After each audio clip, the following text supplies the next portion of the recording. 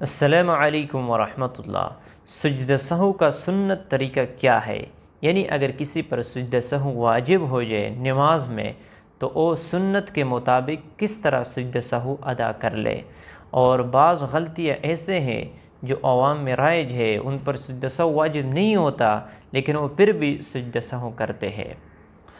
تو سب سے پہلی بات آپ یہ ذہن میں رکھیں کہ سجدہ سہو کا جو سنت طریقہ ہے وہ یہ ہے کہ جب آپ سے کوئی واجب چھوٹ جائے یا کسی رکن کے اندر تاخیر ہو جائے تو آپ نے اس طرح کرنا ہے کہ مثلا اگر آپ نے 4 رکعت والی نماز پڑھنی ہے اور آپ سے دوسری رکعت کے اندر آپ نے درود شریف پڑھ لیا، یعنی اللہم صلی علی محمد تک آپ نے درود شریف پڑھ لیا، یعنی اس وقت دوسری رکعت میں تو آپ کو چاہیے کہ آپ اٹھے تیسری رکعت کے لیے، لیکن آپ نے دوسری رکعت میں درود شریف کو بھی پڑھ لیا تو اس وقت آپ پر سجدہ سہو واجب ہوتی ہے۔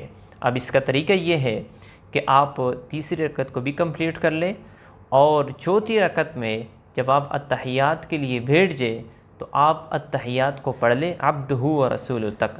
اس کے بعد آپ نے دائیں طرف سلام پھیرنا ہے اور اس کے بعد دونوں سجدے کرنے ہیں، پہلا سجدہ بھی اور دوسرا سجدہ بھی۔ اس کے بعد آپ نے پھر اتحیات پڑھنی ہے، اس کے بعد درود شریف، پھر اس کے بعد آپ نے سلام پھیرنا ہے۔ یہ سجدہ سہو کا سنت طریقہ ہے۔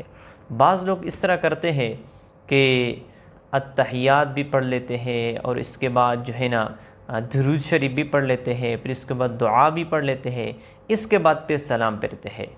نہیں، بلکہ آپ نے اس طرح کرنا ہے کہ اتحیات کو عبدہ و رسولہ تک پڑھنا ہے، پھر اس کے بعد آپ نے سلام پھیرنا ہے۔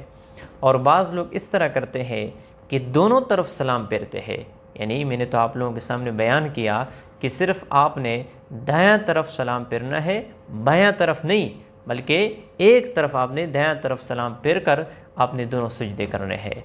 تو دونوں طرف آپ نے سلام نہیں پھیرنا ہے بلکہ ایک طرف جو دایاں طرف ہے وہاں پہ سلام آپ پھیر دیں، اس کے بعد دونوں سجدے کر لیں۔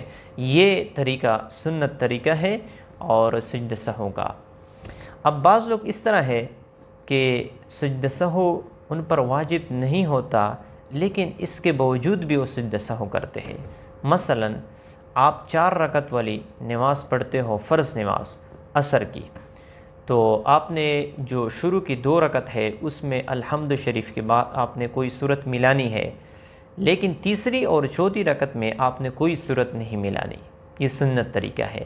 لیکن اگر کسی نے تیسری رکعت میں کوئی سورت پڑھ لی، یعنی الحمد شریف کے بعد کوئی سورت ملا دی، قل هو اللہ پڑھ لیا یا کوئی اور سورت ملا دیا، تو آیا اس پر سجدہ سہو واجب ہے یا نہیں؟ تو یاد رکھنا کہ ایسے آدمی پر سجدہ سہو واجب نہیں ہے، یعنی اگر اس نے سجدہ سہو کر لیا تو اس نے ٹھیک نہیں کر لیا۔ لیکن اگر کسی نے سجدہ سہو کر لیا تو اس کی نماز درست ہے یا نہیں؟ مثلا تیسری رکعت میں اس نے الحمد شریف کے بعد کوئی سورت ملا لیا اور اس طرح چوتھی رکعت میں بھی اس نے کوئی سورت ملا دی الحمد شریف کے بعد، یا صرف تیسری یا چوتھی ایک ہی رکعت میں اس نے سورت ملا دیا، چوتھی رکعت میں اس نے کوئی سورت نہیں ملایا، تو آیا وہ سجدہ سہو کرے گا یا نہیں؟ تو میں نے آپ لوگوں کے سامنے بیان کیا کہ نہیں، وہ سجدہ سہو نہیں کرے گا۔ لیکن اگر کوئی کر لے تو اس پر ان کی نماز درست ہے، لیکن اس نے یہ غلط کر لیا، یعنی اگر اس نے سجدہ سہو بھی کر لیا تو بھی اس کی نماز درست ہے، لیکن اس نے جو طریقہ اختیار کر لیا یہ غلط کیا۔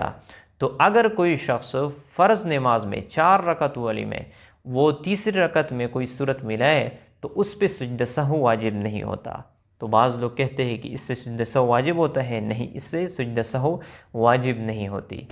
اسی طرح اگر کوئی شخص جماعت کر رہا ہو، امام ہو، اور الحمد شریف مثلا مغرب کی نماز پڑھ رہا ہو، ٹھیک ہے نا، اور اس سے الحمد شریف یعنی وہ سرن پڑھ لے، آہستہ آواز میں الحمد شروع کر لے، تو اگر اس نے صرف یہ پڑھا ہو کہ الحمدللہ اتنے تک، بس مکمل آیت کمپلیٹ نہ کیا ہو، اور پھر اس کے بعد وہ شروع میں جہرن شروع کر لے نماز کو، یعنی الحمد شریف کو الحمدللہ رب العالمین، تو بھی اس پہ سجدہ سہو واجب نہیں ہے۔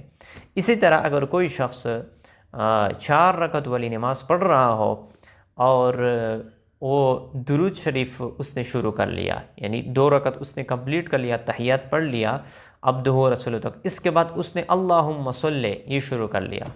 تو یاد رکھنا اگر اس نے اللہم صلی اعلیٰ تک پڑھ لیا تو بھی اگر وہ اٹھ جائے تیسری رکعت کے لیے تو اس پہ کوئی سجدہ سہو نہیں ہے، لیکن اگر اس نے محمدن تک پڑھ لیا تو پھر اس پہ سجدہ سہو واجب ہوتا ہے۔ تو یہ چند غلطیاں ہیں جو اکثر لوگ کرتے ہیں اور اسے سجدہ سہو کا جو سنت طریقہ ہے وہ معلوم نہیں ہوتا ہے، تو میں نے آپ لوگوں کے سامنے سجدہ سہو کا جو سنت طریقہ ہے وہ بھی بیان کر لیا، اور بعض غلط فہمیاں جو لوگوں میں رائج ہے کہ ان پہ سجدہ سہو واجب نہیں ہوتا لیکن اس کے باوجود بھی وہ سجدہ سہو کرتے ہیں، تو میں نے آپ لوگوں کے سامنے وہ بھی ذکر کر لیا۔ تو مجھے امید ہے کہ آپ لوگوں کو یہ مسئلہ سمجھ میں آ چکا ہوگا۔ اگر کوئی سوال ہو تو آپ ضرور پوچھ سکتے ہو۔